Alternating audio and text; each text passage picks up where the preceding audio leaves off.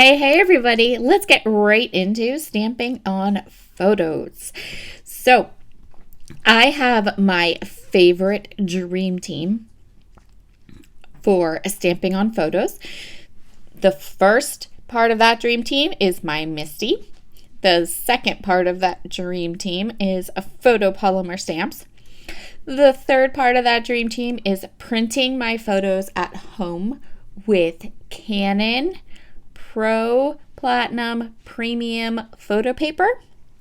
And the last part of my dream team for stamping on photos is Hero Art's Unicorn White Pigment ink.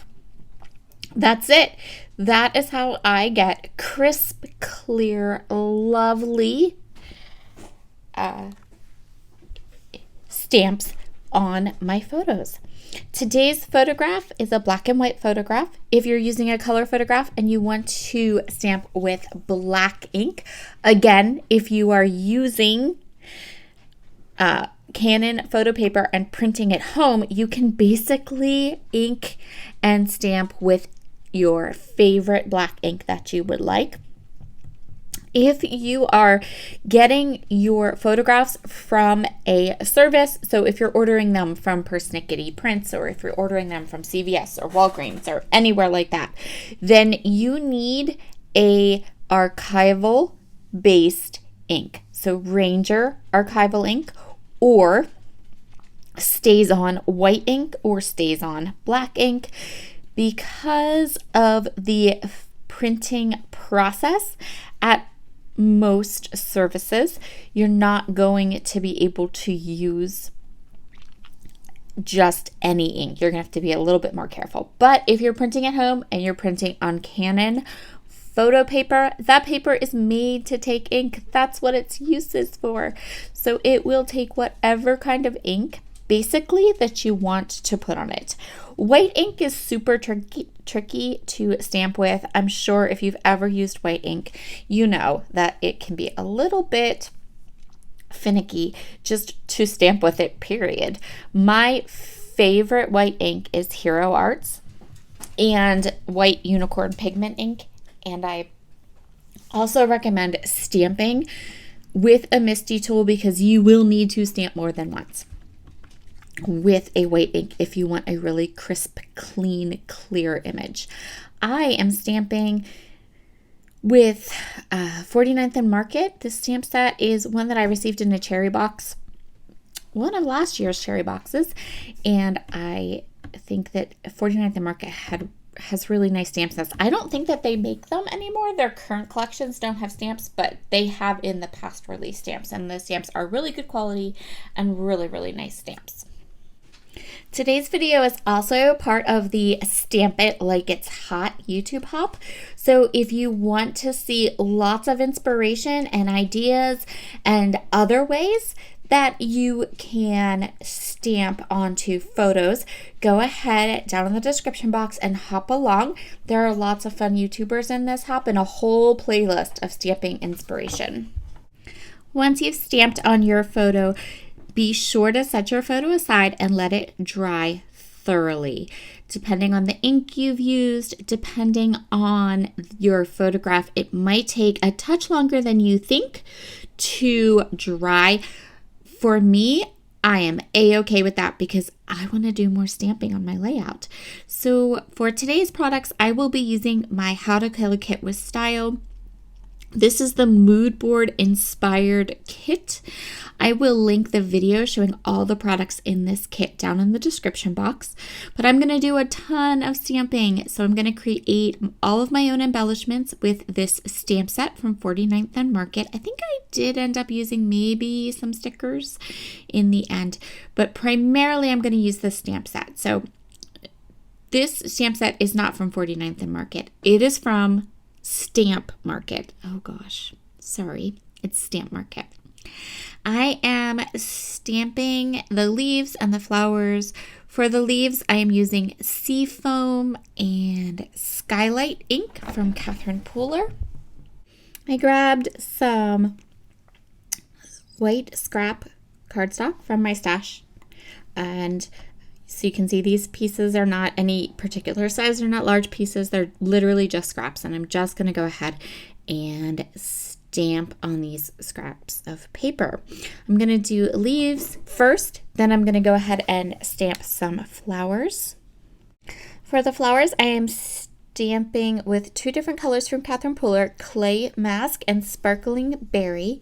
And I'm actually adding both of those colors to the flowers. I'm going to use a blending brush. I'm also going to add centers to the flowers, but I'm just going to use those 2 colors.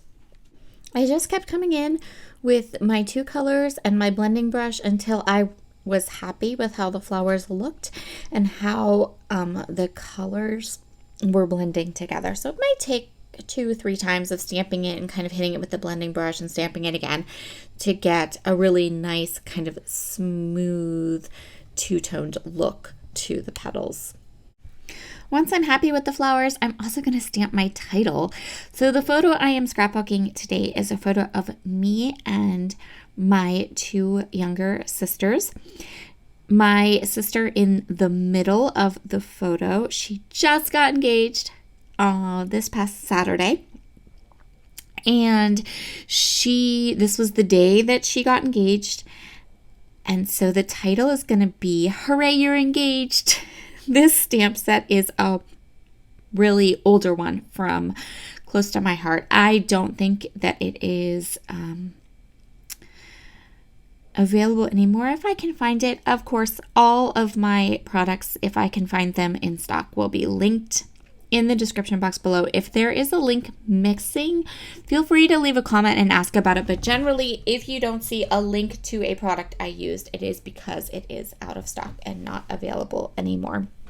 And since I tend to be very much a stash scrapbooker to a great degree, that does happen from time to time. So this stamp set has an inner piece and then it has an outer layered frame. So I am stamping the inner title. That's going to be the title for our layout, "Hooray, you're engaged," and in the Sparkling Berry. And then I'm stamping the outside frame with the clay mask. And then I'm going to die cut all the things. And yes, that does mean 2024 is going to include wedding photos for during the year. Probably not till the fall, though. I did not make you watch me die cut all the things. So I've pulled together some elements from my January to March How to Kill a Kit with Style.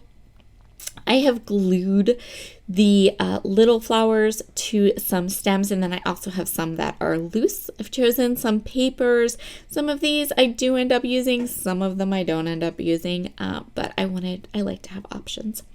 I'm going to start with this Lawn Fawn Spiffier Speckles paper. I'm going to use it as my background. I'm not going to use the side that I love, which is the side with the gold foil. I'm actually going to use the other side. But that's okay because I have 2 of them, and I promise I will use the gold foil side on another layout.